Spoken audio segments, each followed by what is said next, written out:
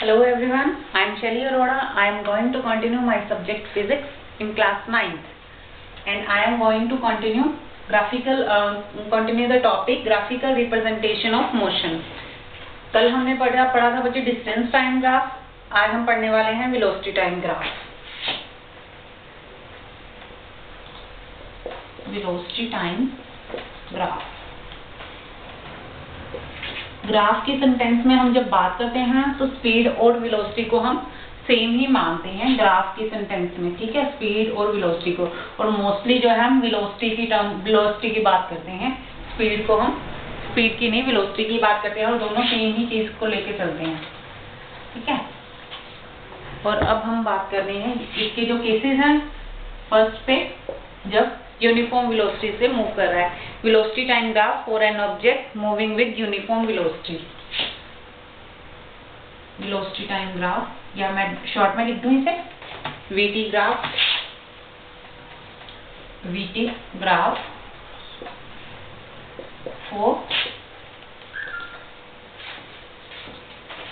For an object moving with uniform velocity.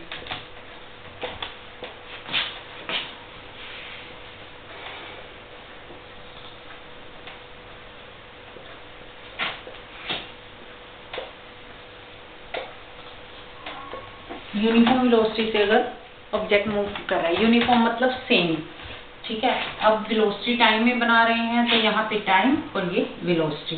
Time किस में होगा बच्चे? सेकंड में. और वेलोसिटी किस में होती है? वेलोसिटी का फॉर्मूला क्या होता है? ऐसा यूनिट उसके मीटर पर सेकंड, और formula displacement over time. Displacement metre में, टाइम सेकंड में, तो इसका फॉर्मूला बन जाए, इसके ऐसा यूनिट बन जाता है मीटर पर सेकंड. अब वेलोसिटी जो है ऑब्जेक्ट की सेम रह रही है, ठीक है. टाइम कितना भी वेरी कर ली जाए, वेलोसिटी जो है कोई मान लीजिए ये वाली रह रही है, सेम रह रही है.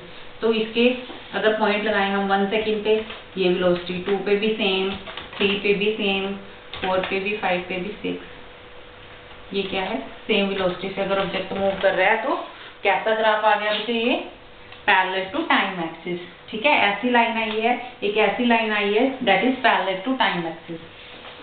सेकंड केस जो है इसका करते हैं हम.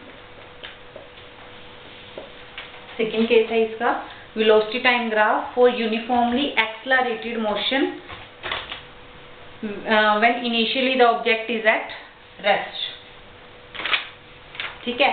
मतलब सेकंड क्या है? Velocity time graph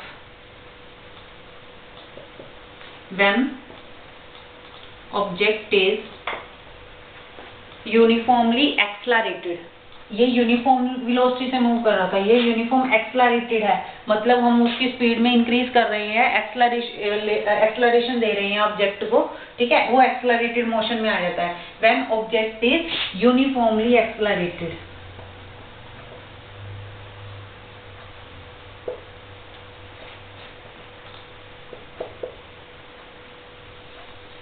and object is initially at rest. Condition है ये, ऑब्जेक्ट इज इनिशियली, स्टार्टिंग में मतलब इनिशियली एट रेस्ट. देखिए इसको मतलब क्या है इसका. यहाँ पे ऑब्जेक्ट की वेलोसिटी सेम रह रही है और यहाँ पे सेम टाइम में सेम बढ़ रही है, ठीक है. बढ़ रही है वेलोसिटी तो वो यूनिफॉर्मली एक्सेलरेटेड है. एक्सेलरेशन का फॉर्मूला क्या आएगा था? Final velocity minus initial divided by time taken. मतलब एक्सेलरेट है, मतलब वेलोसिटी इंक्रीज हो रही है, यहाँ पे वेलोसिटी सेम रह रही है. तो इसका ग्राफ कैसा होगा? यूनिफॉर्म मोशन है तो ग्राफ हमेशा स्ट्रेट लाइन बनता है. ये हमने कर चुके हैं हम, यूनिफॉर्म और नॉन यूनिफॉर्म मोशन, ठीक है. और यूनिफॉर्म मोशन का मैंने आपको बताया था ग्राफ कैसा रहता है, हमेशा स्ट्रेट लाइन रहता है. यहाँ पे वेलोसिटी है, ये टाइम है, और इनके बीच में अगर हम ग्राफ बना रहे हैं सेम टाइम इंटरवल में, वो सेम बढ़ रही है, तो पॉइंट अगर हम लगाएंगे तो कैसा बनेगा? ये ऐसा बनेगा, स्ट्रेट लाइन, ठीक है. थर्ड केस करने वाले हैं. जहां पे ऑब्जेक्ट इनिशियली रेस्ट पे था, जो हमने पिछला केस किया है वो क्या था, मैंने दोबारा बना रही हूँ उसे. ये आपका 0 पॉइंट था, ये x, ये y, ठीक है. ये टाइम और ये वेलोसिटी. इनिशियली वो रेस्ट पे था, तो यहाँ से स्टार्ट करते हैं ग्राफ को, और यूनिफॉर्मली मूव करता है ऑब्जेक्ट तो कैसा करता है?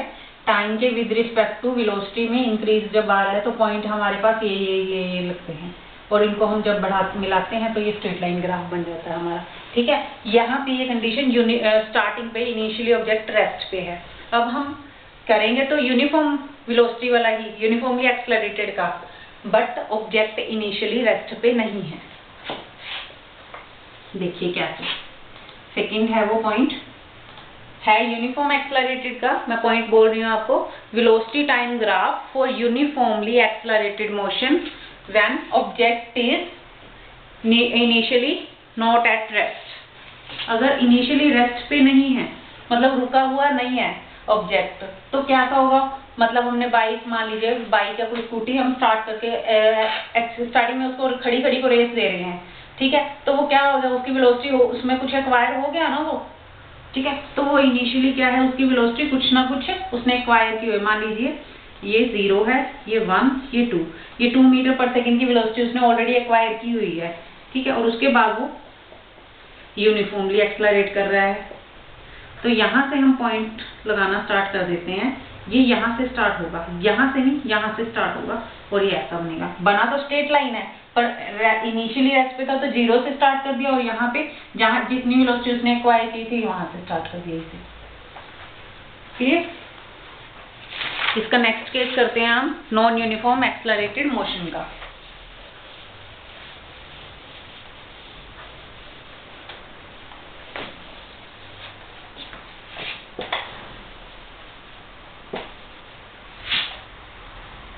Non uniform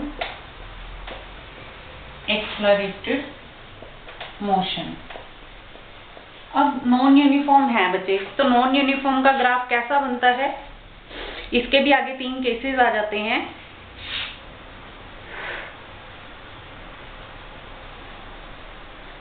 if the motion of an object is such that the velocity decreases uniformly, अगर वेलोसिटी डिक्रीज कर रही है, ठीक है, वेलोसिटी अगर इंक्रीज करती है तो ऊपर जाता होता है ग्राफ, अगर डिक्रीज कर रही है तो कैसा बनता है, वो ऐसा। आपको इतना ही लर्न करना है कि अगर ऑब्जेक्ट की वेलोसिटी डिक्रीज कर रही है, यहाँ पे लिख सकते हैं हम साथ में, when velocity of object is decreasing. ठीक है, नेक्स्ट है when an object moving with constant retardation and its initial velocity is not 0। यहाँ पे क्या है, इनिशियली उसकी velocity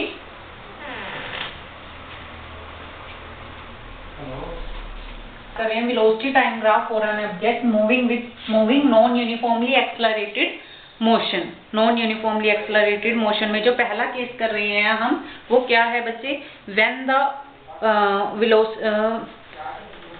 when the velocity decreases uniformly with time. अब अगर इसकी वेलोसिटी डिक्रीज करेगी यूनिफॉर्मली तो कैसा बनेगा, ऐसा बनेगा बच्चे।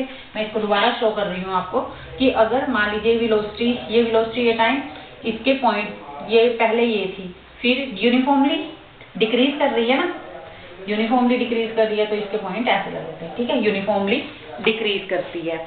अगर when an object moving with constant retardation and its initial velocity is not 0, तो कैसा बनेगा बच्चे, तो ऐसा बनेगा ये ग्राफ। ठीक है ये वेलोसिटी टाइम की। यहाँ पे अगर वेलोसिटी स्टार्टिंग में ऑब्जेक्ट की 0 नहीं है तो आपके पास ये केस बनता है। यहाँ पे भी 0 तो नहीं है, बट यहाँ पे क्या हो रहा है, कांस्टेंट रिटार्डेशन हो रही है। कांस्टेंट रिटार्डेशन हो रही है मतलब उसकी वेलोसिटी डिक्रीज कर रही है with respect to time. Uniformly मतलब विद रिस्पेक्ट टू टाइम वो यूनिफॉर्मली डिक्रीज कर रही है, जितनी 1 2 3 4 अगर हम ये पॉइंट लगा लें, यूनिफॉर्मली डिक्रीज कर रही है उसकी वेलोसिटी। मान लीजिए यहाँ पे 50 है, यहाँ 40 30, ये पॉइंट लगा दिया, और जब हम इसको मिलाते हैं तो हमारे पास ये ग्राफ आता है। और यहाँ पे ये ऐसा है कि ये स्टार्टिंग में अगर इसकी नॉन जीरो है तो ये कहीं से भी मिड में हम स्टार्ट करेंगे इसके पॉइंट लगा के, और ये मतलब नॉन जीरो है स्टार्टिंग में, तो यहाँ पे कुछ मान लीजिए इस सेकंड पे, इसने 2 सेकंड पे इसकी वेलोसिटी इतनी थी, और उसके बाद वो घटना शुरू हो रही है, तो ये ऐसा होगा। एक लास्ट करते हैं हम, जब वेलोसिटी क्या है ऑब्जेक्ट की, when an object is moving with non-uniform variation of velocity. Non uniform variation मतलब कभी इंक्रीज कर रही है कभी डिक्रीज कर रही है। नॉन यूनिफॉर्म मोशन में है, नॉन यूनिफॉर्म है तो कैसे, मान लीजिए स्टार्टिंग में इंक्रीज होगी फिर डिक्रीज कर दी फिर इंक्रीज कर दी फिर डिक्रीज, ऐसी अगर जा रही है तो ये नॉन यूनिफॉर्म हो गया। मैं दोबारा एक्सप्लेन कर रही हूँ वेलोसिटी टाइम ग्राफ को। देखिए अगर यहाँ पे क्या है, ऑब्जेक्ट आपका स्टार्टिंग में कुछ वेलोसिटी इसने एक्वायर की हुई है और ये कांस्टेंट रिटार्डेशन में जा रही है तो ये बनेगी, ठीक है। और अगर इनिशियली उसने कुछ नॉन जीरो है, उसकी वेलोसिटी कुछ एक्वायर की हुई है, उसके बाद रिटार्डेशन हो रही है तो भी ये बनेगी उसकी। और यहाँ पे नॉन यूनिफॉर्म एक्सेलरेशन है, ठीक है। नॉन यूनिफॉर्म में है मतलब वो कैसा भी जिगजैग बन जाता है वो। I think it's enough for today. Thank you, have a nice day.